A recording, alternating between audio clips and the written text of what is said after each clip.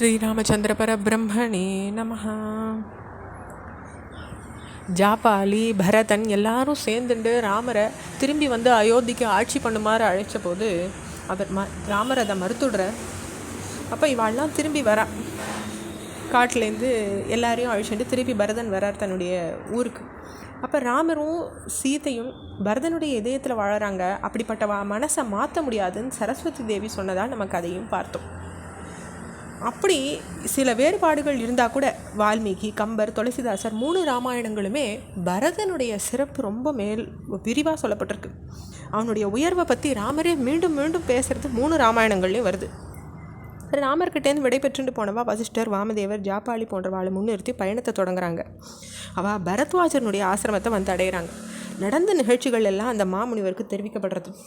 வசிஷ்டர் சொல்ல நடந்ததெல்லாம் அறிஞ்சின்ற பரத்வாஜ முனிவர் பரதனை பார்த்து தண்ணீர் தனது நிலையை தானே அடையிறது போல ஒசந்த குணமெல்லாம் தாமாவே உன்னை வந்து அடைஞ்சிருக்குப்பா, உன்னால் உனது தந்தையினுடைய கடன் தீர்ந்ததுன்னு சொல்லி பரதனை வாழ்த்துறார்.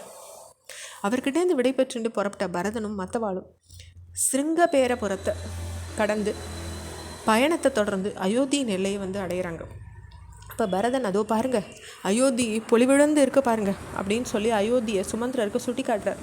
பரதன் சொன்னபடியே அயோத்தி ஒளி இழந்து இருளடைஞ்ச இடம் போல காட்சி அளிச்சுட்டு இருந்தது. தேரில் அமர்ந்தபடியே பரதன் இந்த நகரத்தினுடைய மேன்மையெல்லாம் ராமர் இதை விட்டு போன போதே அங்கேருந்து போயிடுத்து வறண்ட பூமிக்கு மழை வந்து சேர்றது போல் ராமர் எப்போ தான் இங்கே திரும்பி வரப்போகிறாரோ அப்படின்னு சொல்லி வருத்தப்படுறார். அவள் எல்லாரும் அரண்மனையை வந்து அடைஞ்ச பிறகு வசிஷ்டர், வாமதேவர் இவா கிட்ட பரதன் நான் இந்த நகரத்தை விட்டு வெளியேறி நந்தி கிராமத்தில் வசிக்க போகிறேன்னு சொல்லி தன்னுடைய தேரை ஏற்பாடு பண்ண சொல்கிறேன். சத்ருக்னன் பின்தொடர வசிஷ்டர் போன்றவா எல்லாரும் உடன் வர நந்தி கிராமத்தை பரதன் போய் அடைகிறார். அங்கே ராமர்கிட்டேருந்து பெற்றிருந்த காலணிகளை சிம்மாசனத்தில் வைக்கிறார். அதுக்கு மேலே தானே வெண்குடையை பிடிக்கிறார். இவை ராமரனுடைய திருவடிகள். ஆட்சியின் உரிமை இவற்றுக்குத்தான் உண்டு. மனசால இவற்றுக்கு அனுமதி பெற்றுண்டு நான் நிர்வாகத்தை நடத்த போகிறேன்.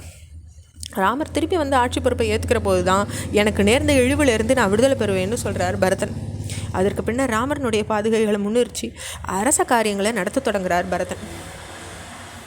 சித்திரக்கூடத்தில் இருந்த ரிஷிகள் இப்படிலாம் பரதன் அயோத்திக்கு திரும்பின பிறகு கவலை கொண்ட மனத்தினராக இருக்காங்க. ராமரை கவனிக்கிறாங்க.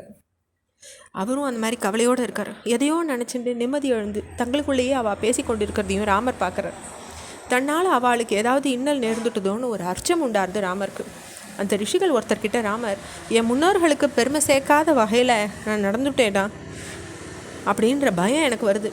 நான் ஏதாவது தவறு செஞ்சுட்டேனா, இல்லை லக்ஷ்மணன் ஏதாவது முறை தவறி நடந்துட்டானா?